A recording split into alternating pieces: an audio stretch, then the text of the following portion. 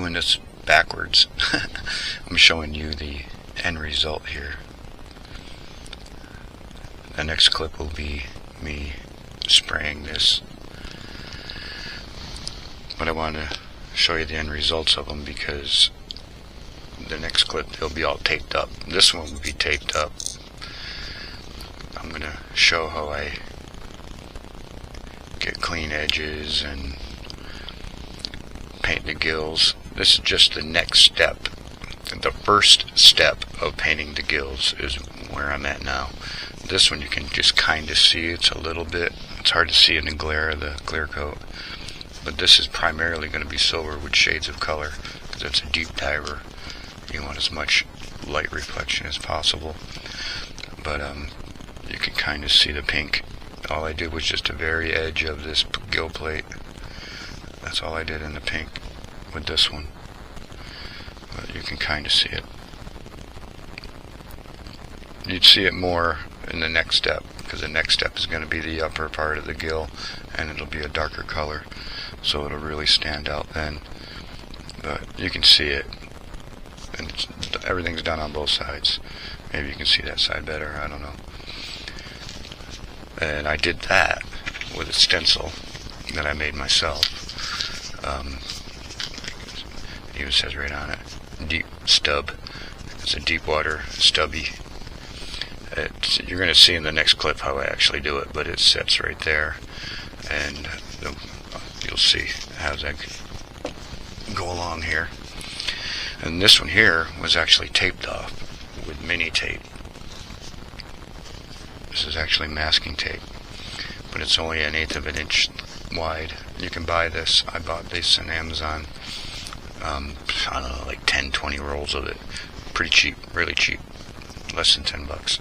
But just whip off a piece and tape off what you want, because it's a lot more easy to move around corners because it's so thin.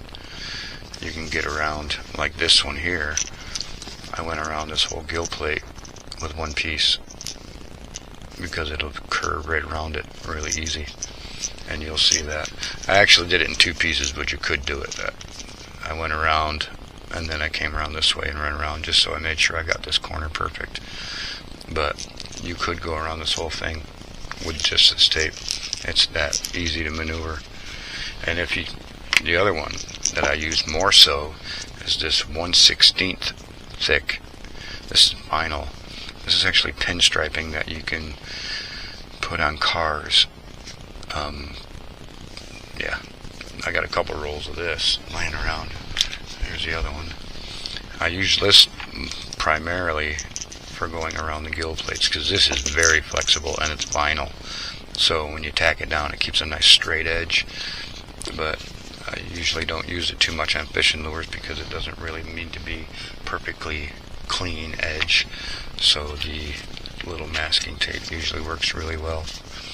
I mean, all this is done with it, and the edge is pretty clean. So, but if I'm doing a model car or something like that where you need a perfectly clean edge, then that's what I use this for. But it's an option that you can use. And the reason why they're so, like you see, like it's red, then fades to yellow, then fades to green, then fades to blue, and this is not, this is so opaque over it, is because I needed to cover these colors so I could start over again with faded colors on the gills. You can see that fades right into the blue. That it's not just a stop line like this one. It's a crisp edge on the top, where this one fades into the blue. It looks like it just kind of fades right off into it. There's no crisp edge, and that's all in the way I sprayed it. This one you won't see in the video being sprayed because I didn't want it to be super long video, so I'll tell you right now. After I taped this all off, I shot this at this angle.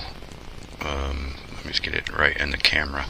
Okay, the paint was coming from this direction over top of the bait here, like that. Okay, so the paint was being shot like this, so that when it went over this edge, it just faded over this edge. It wasn't like I sprayed it right directly at it, so it faded over. I didn't want it to fade completely over because I wanted that blue.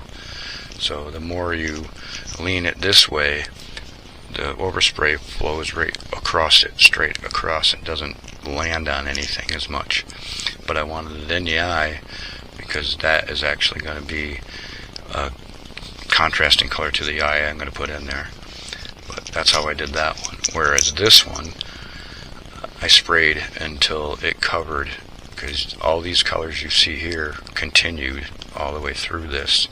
So I needed to spray it thick enough where it would cover those colors completely, because these are going to be different colors yet, but you need a lighter color so to go over them.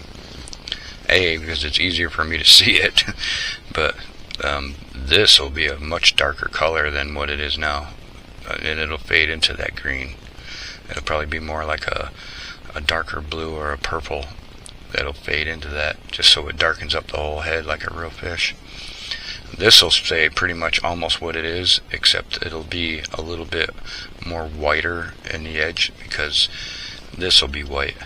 I've never seen red in the inside of a fish's mouth except for the gills, so that being red is wrong in my opinion. And then it'll work its way into this, fade into this red and turn this into a little bit more pink. So this isn't what it's going to look like. It looks so, you know, opaque, covered over nice faded paint right now, but it has to be that way. You have to have a foundation. This down here will be a little bit more white involved in it. This will probably have a little more different color in it. All of it will be different. This is just the base, whereas this will stay. This is going to stay that color, because I'm going to shoot another color from this way, and it's going to lightly fade into that, and I want that transition to be from the darker to the lighter, so that's going to stay like it is. I'm not covering that up with anything else other than the fade that comes from this paint from this direction, and that's it. This one's going to get faded also from a different direction. Like, I'll go from let's say, if we get this in the camera the right way, but you can see where I put this pink all the way around the front of it. That's because I needed that lighter color for the next darker color that's going to go from the nose out to the eye, and I'm going to shoot that this direction, so I don't cover so much of the blue, but I want to cover this pink here enough to go into the eye socket and fade it out this way, and then that will slowly fade down. So the only real pink part of this will be at the very edge down here, where the fade will come around, probably with a darker blue or a purple, and then that one will pretty much be done. We'll put eyes on that one. This one will take a few steps. I may show them in a different video, but this is going to be a long enough video. The next clip to this video is like 14 minutes long as it is, so in fact I'm probably going to end this one right here. But I just wanted to explain, because what you're going to see next is me actually doing what's going on here, or this end result, but they're going to be covered with tape, so you're not even going to recognize them. So let's get to that right now. That looks like a lot of masking, but it's really not. I used this right here, and sometimes stencils are quicker. I also use those, but I make my own. But I really wanted to do some detail. I lowered my air pressure, and we're going to put a little bit of bubble gum. There's quite a few food name products or paints in this collection.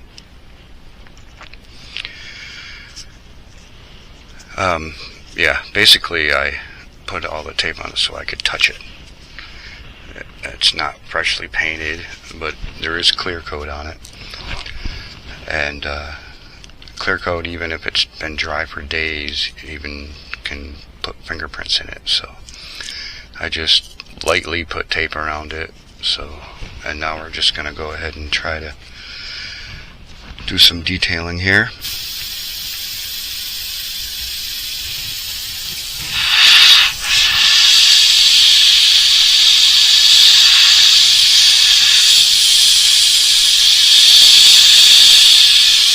Hopefully you guys can see.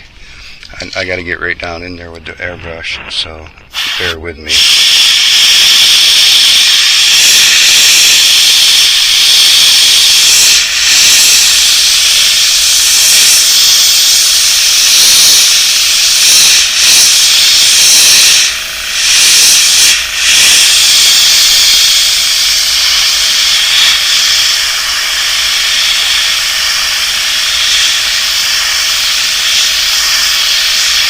Using very low air. I think while it's running, I'm pumping probably 20, I think it was set at 20. So constantly running like it is right now, it's holding 20 pounds air.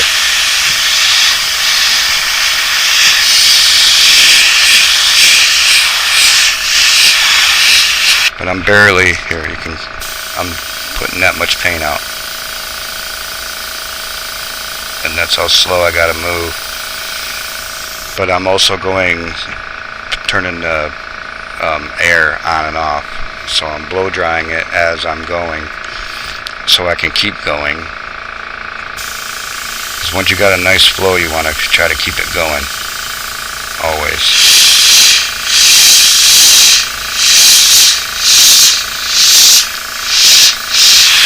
Me anyway.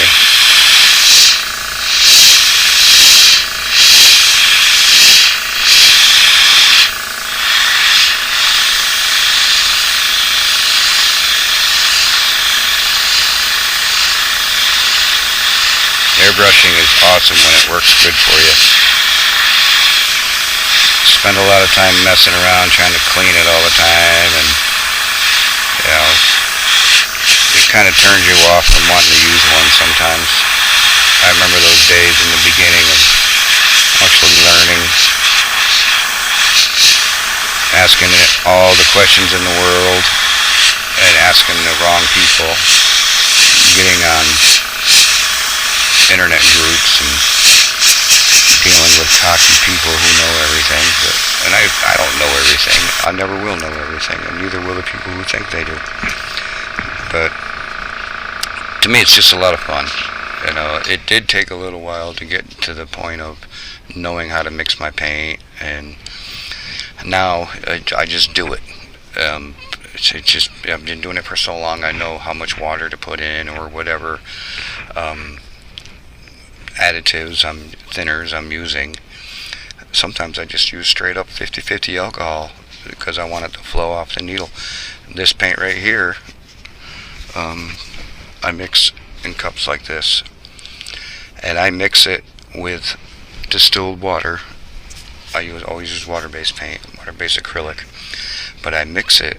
I'm going to paint while we're talking so I don't get dry tip. I mix it with distilled water up until the point where I think it's almost there, almost to the point of where I like it, and then I will add a 50-50 mix of alcohol for the last remaining little bit to get it to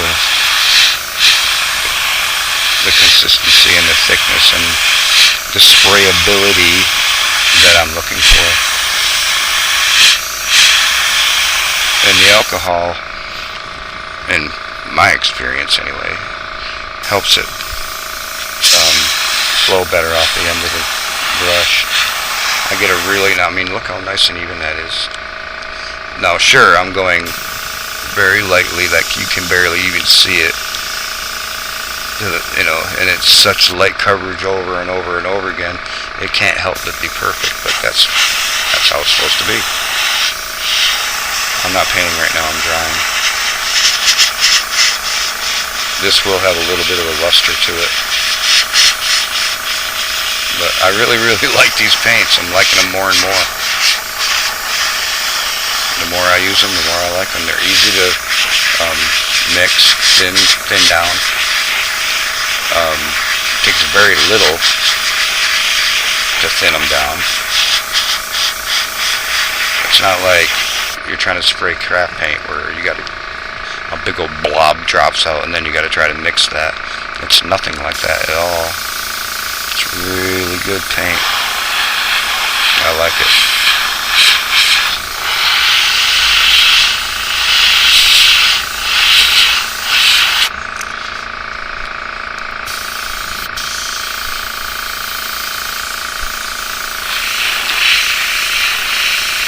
I'm just making sure it's getting down into all the little nooks and crannies. Because once it's done and I peel the tape, there's no going back.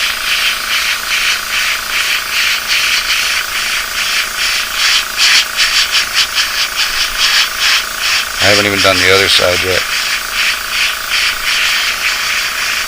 Very, very light mist covering it right now. And then I'll blow it dry with the air.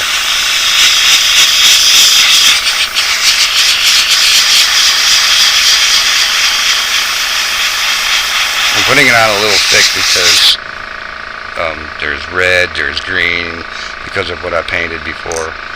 So I put it on a little thick to be able to cover that.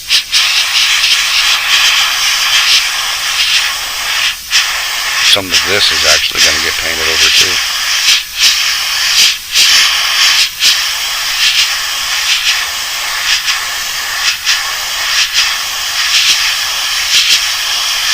I'm going to let this side completely dry before I do the other side because I'm going to have to touch it and I don't want to be touching this paint. So I am going to let this completely dry. In fact, I'm going to hit it with a blow dryer.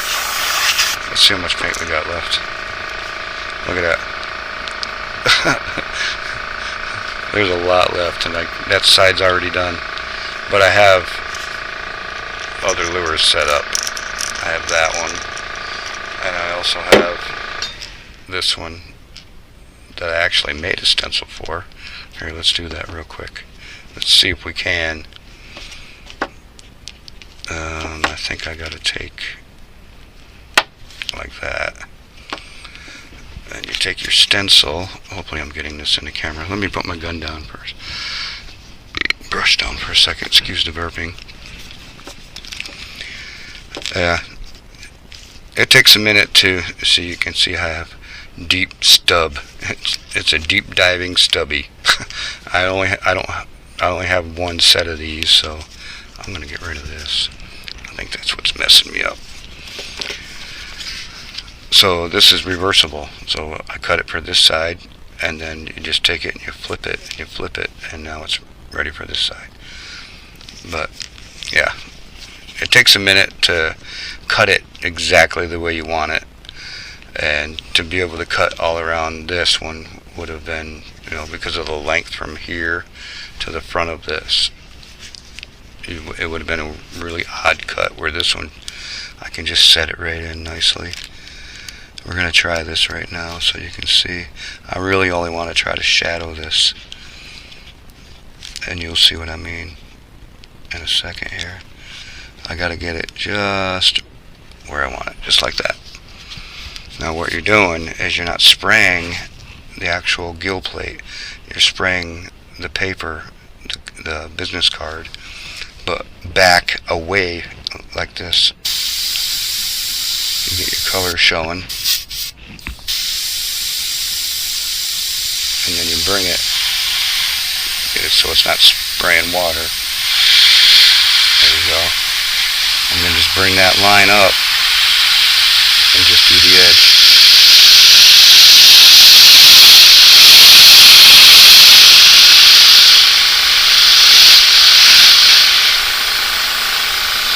Make sure you're not spraying water.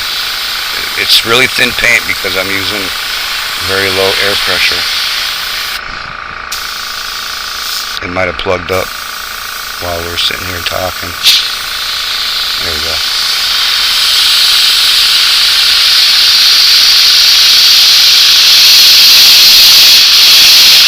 I only want so much of this to be pink.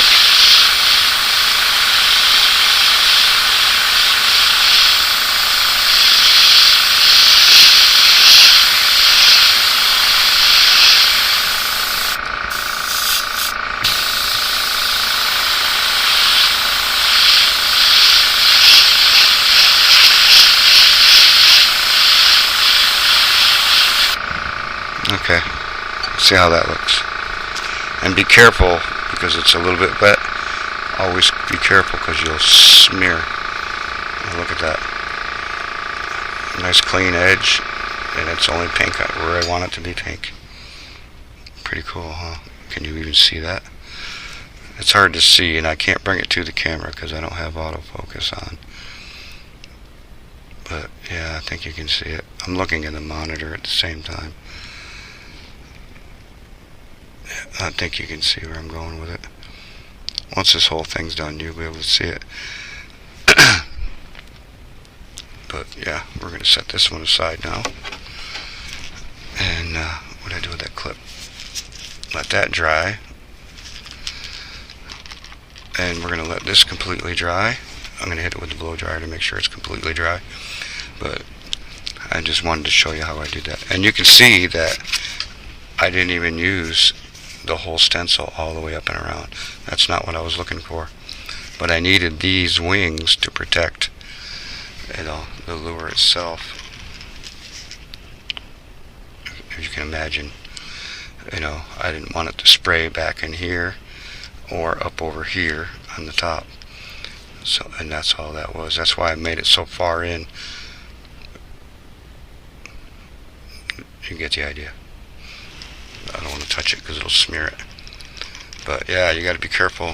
Like, this is still wet right now. Usually I take my airbrush and dry it a little bit before I pull it away from the pattern, but I was in a hurry to show you guys. So anyway, yeah, I'm going to do the other side of this off camera. I just wanted to show you real quick what I'm up to. From that to that. Low pressure. I'm running, well, here's the thing. I have my compressor set at 25 pounds, so it's pumping at 25, but I actually regulate my air right here on this little valve too. So if I feel like I'm getting too much air, I can reduce it and bring it back out to full 25 and turn it a couple of times to reduce it. I highly recommend these. It just makes life a lot easier than having to bend down or go over to your compressor and adjust it that way, which isn't a real hassle. So if you're starting out, don't be afraid to do it that way. I still do it that way sometimes because I want to know exactly where my air is at. But anyway,